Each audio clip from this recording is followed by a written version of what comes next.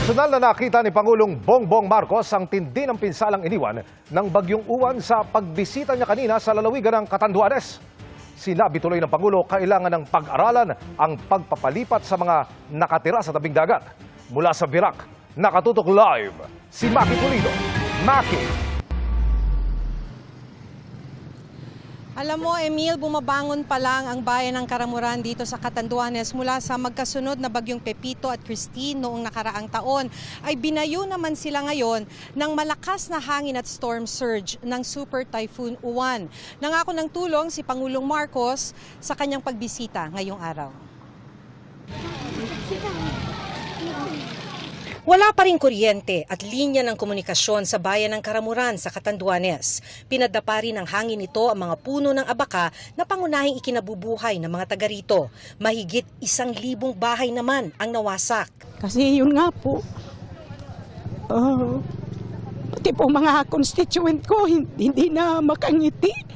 Kasi di ba po sa napakaraming bagyo ng dumaan, halos November na po ngayon, wala na rin pong pondo ang munisipyo. Meron na din lang po kami yung sa quick response amounting to 3.4 million na ang mabibigay lang po namin sa bawat pamilya is 8 kilos.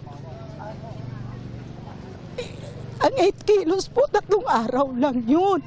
Isang pamilya ni Allen sa wala nang uuwian. Kwento niya, wala naman silang pera para makapagpatayo uli ng bahay.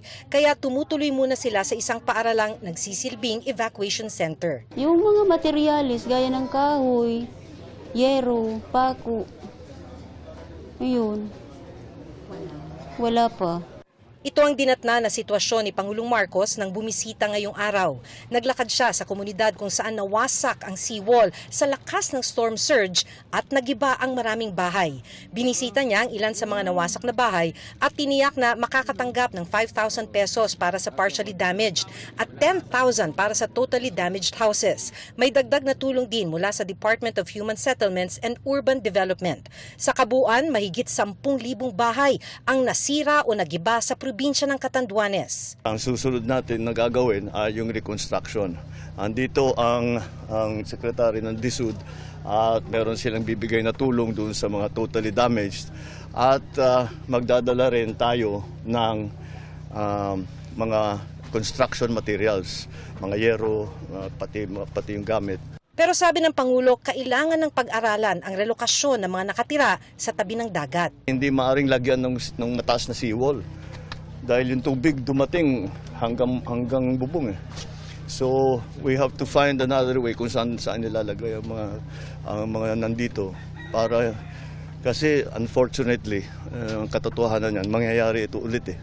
Kaya wag natin sila ilagay sa alanganin. Hanapan na natin ng ibang paglalagyan na malayo na sa storm surge. Magdaragdag din ng relief packs ang DSWD para sa halos 200,000 residente ng Catanduanes na naapektuhan ng Super Typhoon Uwan. Ininspeksyon din ng Pangulo ang ilan sa mga nasirang silid-aralan sa buong probinsya ng Catanduanes ay mahigit 1,000 classroom ang nasira.